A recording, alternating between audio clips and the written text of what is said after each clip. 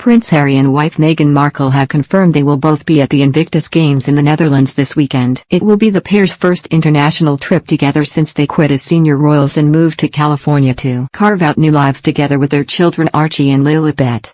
The couple's decision to attend the event in The Hague has been blasted by palace insiders after Harry claimed it was too dangerous to travel to the UK. They did not attend last month's memorial service for the late Prince Philip, and Harry is currently locked in a legal battle with the UK government over a decision to downgrade his security.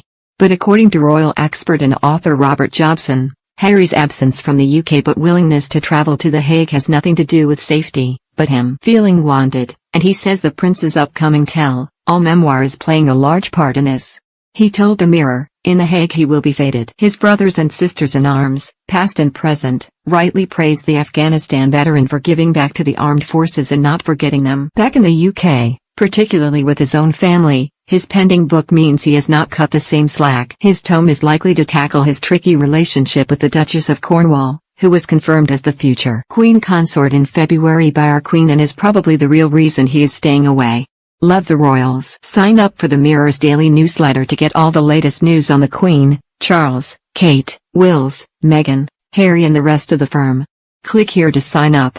Can you imagine how excruciating it would be over dinner if somebody was to ask what's in the soon-to-be-published Random House book about them? With Harry and Meghan being so close to the royals when they make the trip to the Netherlands, could the couple make the trip to at least see the Queen, who will celebrate her 96th birthday in the same week as the Games? According to Robert, this is unlikely. He added, "I am a big fan of the Invictus Games, and all Harry has achieved with it.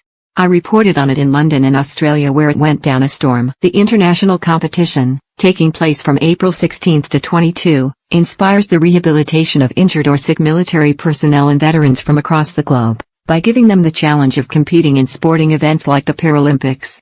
His determination to keep it going is commendable. Now, the question is, will he pop over to Britain to wish his grandmother, the Queen, a happy 96th birthday on April 21? The reality is it is highly unlikely, given the schism he has caused in the family.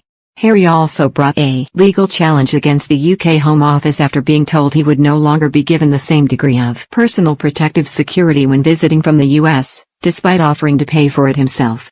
The royal, who now lives at Montecito, California, with Meghan, 40, and their children Archie and Lilibet, claimed he wanted to bring them to visit from across the Atlantic, but does not feel safe when visiting under the current security arrangements. Surely, this is just another excuse. Is The Hague any less safer than Westminster Abbey for his grandfather Philip's service of Thanksgiving, where the Queen led her family and the crowned heads of Europe in tribute to her late husband? Meanwhile, some are holding out hope that Harry will eventually bring Meghan, Archie and Lilibet to the UK to join in with the Queen's Platinum Jubilee celebrations in the summer. But in Robert's view, he cannot see the family even returning to the UK for that. He explained, "I cannot see Harry coming back to the UK this year, despite the Queen's Platinum Jubilee celebrations in June. How can he possibly face his family knowing what he has written about them in that book? It is his account, and for the money he has been paid it has to take no prisoners. It will no doubt cause a lot of pain and damage, some of which may never heal." Remember, putting the fall out of Oprah and that interview aside, the worst of what he will say about his own family is yet to come. His father, Charles, after being on the receiving end of rants from his youngest son, is barely on speaking terms. William, too, has little to say to his brother these days, either. Who can blame them? Harry's loyalties lie elsewhere these days. He doesn't really care what the British public think of him. He has moved on, perhaps, so too should we. Robert Jobson is the author of William at 40, The Making of a Modern Monarch, published by Adlib.